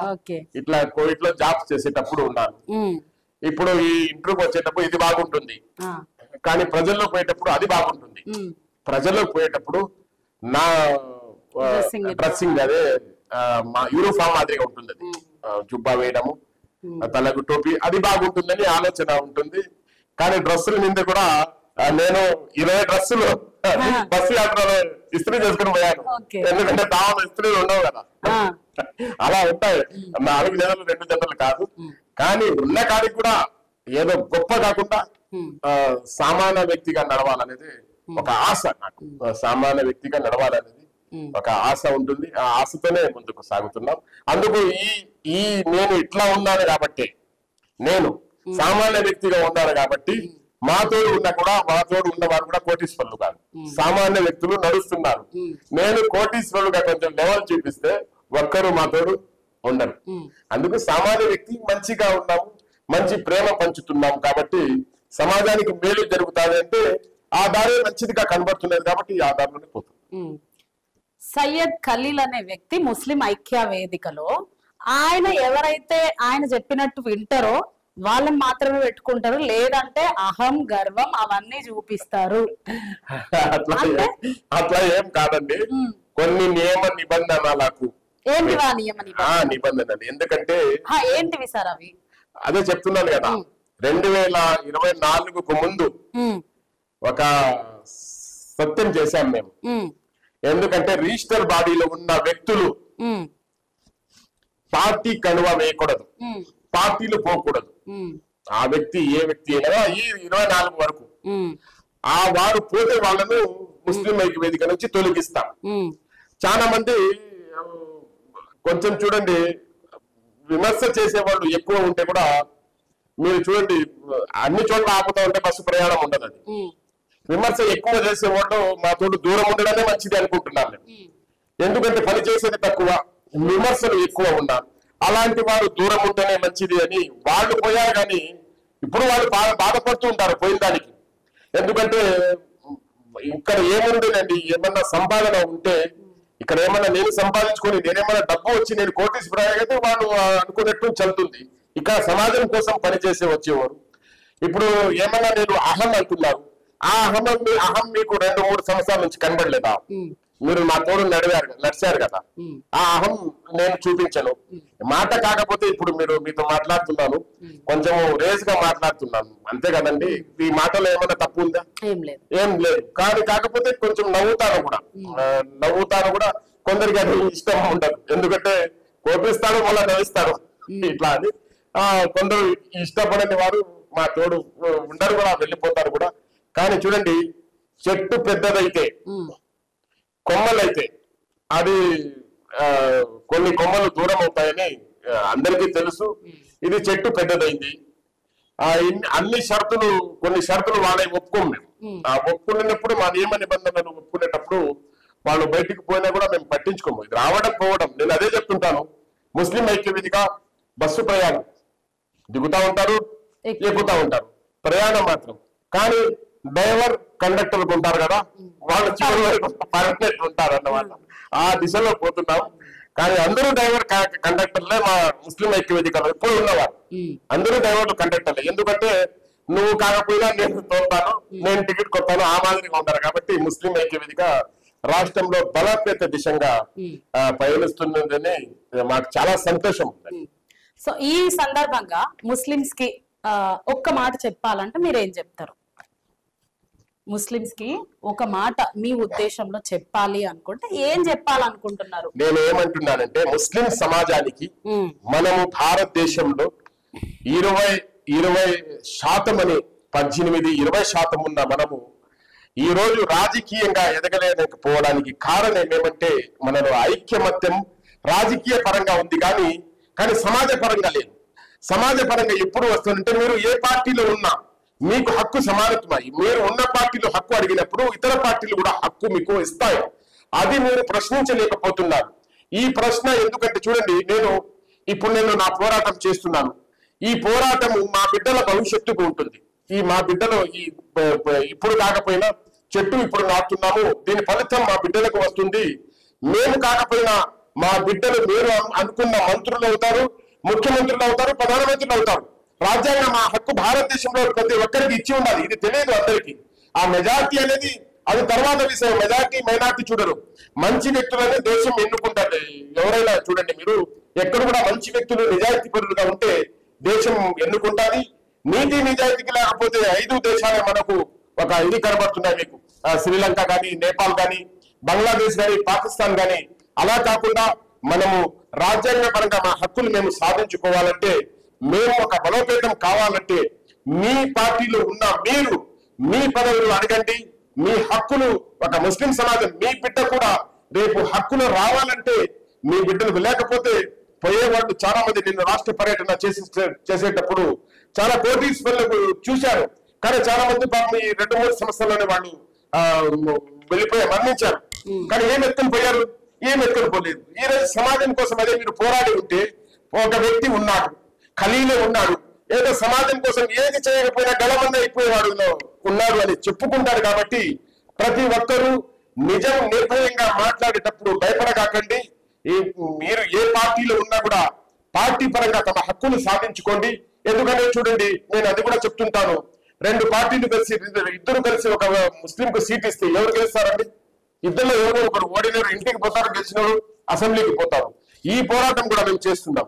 ఎక్కడ మాకు సీట్ ఇచ్చినా ముస్లిం సమాజానికి ఇద్దరికి ఒకే చోట ఇచ్చి సీట్ ఇస్తే మీ పార్టీలు గెలిచినా ఆ పార్టీలు గెలిచినా చట్టసభలకు మమ్మల్ని పంపే ప్రయత్నం చేసే పార్టీలతోనే మేము ఉంటాం. లేకపోతే ఆ పార్టీలో కూడా చివరి రోజు ఎలాగైతే మేము ఇంతకు ముందు ప్రభుత్వానికి ఆయనకి నష్టం జరిగింది అంటే ముస్లిం సమాజం నుంచి ఎక్కువ చాలా నష్టం జరిగింది. ఎందుకంటే ముస్లిం మెజార్టీ ఉన్న చోటు కూడా ఆయన కొంచెం సీట్లు నష్టపోయాడు అంటే, ముస్లింలు కూడా ఓడిపోయాడు అంటే కొంచెం ఆలోచన చేయాలా. పెద్ద వ్యతిరేక బిల్లులు వచ్చేటప్పుడు ఇప్పుడు చేసింది రాబోయే స్థితిలో కూడా మీరు మా తోడు నిలబడకపోతే రాబోయే ఎన్నికలలో మేము ఒక బలమైన శక్తిగా తయారవుతాం. ఈ సిగ్నల్ మాత్రమే మేము ఇస్తున్నాము. ఆ శక్తి కూడా అవుతుంది అనేది ప్రతి పార్టీ ఆలోచించుకోవాలి. మేము చూడండి, ఇంకొక విషయం మీకు చెప్పలేదు. ఈ రోజు పవన్ కళ్యాణ్ కు 21 సీట్లు వచ్చినాయి, 100% అంటున్నారు. మొదటిసారి ఆయన పార్టీ పెట్టేటప్పుడు ముస్లిం సహోదర గుర్తించుకో, మొదటిసారి పార్టీ పెట్టేటప్పుడు ఆయన పార్టీలో పోటీ చేయలేదు. రెండోసారి పోటీ చేశారు అతను, కానీ ఒక పార్టీని రాష్ట్రంలో నుంచి ఓడించాడు. మూడోసారి తన గురించి మరో పార్టీని ఓడించాడు. ఇలా మనం కూడా ప్రయత్నం చేసి ముందుకు సాగే ప్రయత్నం చేద్దాం. అందుకే ప్రతి ఒక్కరూ గళం కట్టి మీరు మీ పార్టీ కోసం పని చేశారు కాదనము, కానీ మేము చేసే పనికి అడ్డు వస్తే దీనికంటే భయంకరంగా మేము ముస్లిం ఐక్య వేదిక ద్వారా ముస్లిం ఆర్గనైజేషన్లు కలుపుకొని రాష్ట్రంలో ఒక బలంగా తయారవుతామని అందరికీ నేను కోరుకుంటున్నాను. అస్సలాం అలైకుం వరహ్మతుల్లాహి వబరకాతుహు. సో ఈ సందర్భంగా కొన్ని ర్యాపిడ్ ఫైర్ క్వశ్చన్స్ సార్. నేను ఒక లీడర్ పేరు చెప్తా, ఆ లీడర్ గురించి ఒకే మాటలో మీరు చెప్పాలి. చెప్పండి. ఫస్ట్ చంద్రబాబు నాయుడు. చంద్రబాబు నాయుడు పూర్తి నమ్మకం ఉందండి మాకు. ఈ వక్ఫ్ బోర్డ్ తర్వాత ఆయన మీద 50% ముస్లింలు దూరం అయిపోయినారు. 50% ఆయన వక్ఫ్ బోర్డ్ బిల్లుకు ఆయన పూర్తి మద్దతు ఇస్తారు అనుకున్నాం. అండగా అంటే మాకు దండగా చూపించిన వ్యక్తి ఎవరంటే రాష్ట్రంలో ముఖ్యమంత్రి చంద్రబాబు నాయుడే. ఇది 100%. పవన్ కళ్యాణ్ మాకు ముందు పవన్ కళ్యాణ్ కనబడడం లేదు కాబట్టి ఆ పవన్ కళ్యాణ్ అయితే మేము ఇప్పుడు కూడా ముందు ఉన్న పవన్ కళ్యాణ్ ఏకైతే సెక్యులర్ వాదిగా ఆయన ప్రతి పార్టీతో కమ్యూనిస్టులతో కూడా పొత్తు పెట్టుకుని ఆ రోజు పోటీ చేసిన పవన్ కళ్యాణ్ అయితే ఎప్పుడు మేము ఆయనకి సహకరిస్తాం. లేదు ఆయన సనాతన ధర్మము అంటే ఒక్క ముస్లిం కూడా ఆయన తోడు ఉండదు అనేది ఆయన గుర్తించుకోవాలి. జగన్మోహన్ రెడ్డి ఎందుకంటే చూడండి, జగన్మోహన్ రెడ్డి చేసే తప్పు ఒకటే. ఎందుకంటే రాష్ట్రపతి ఎన్నికల్లో ఉపరాష్ట్రపతి ఎన్నికల్లో కూడా ఆయన ప్రతిపక్షం అని నిరూపించుకోలేకపోయాడు. అందుకు ముస్లిం సమాజానికి ఆయన మీద నమ్మకం ఇంకా తగ్గింది, పెరగలేదు. ఆయన వక్ఫ్ బోర్డ్ బిల్లుకు ఓటు వేసినప్పుడు ఆయన బలం ముస్లింలలో ఒక చాలా శాతం పెరిగింది. కానీ ఇప్పుడు ఉపరాష్ట్రపతికి ఆయన ఎన్నికలకు దూరమై ఉంటే కూడా ఒక ఇదిపోయిండు. కానీ ఉపరాష్ట్రపతి ఎన్నికల్లో ఓటు వేసేసి ఆయన ఇక్కడ ఆంధ్రప్రదేశ్ లో ప్రతిపక్షం కాదు, నేను కూడా ప్రభుత్వ పక్షమే అని నిరూపించుకున్నారు.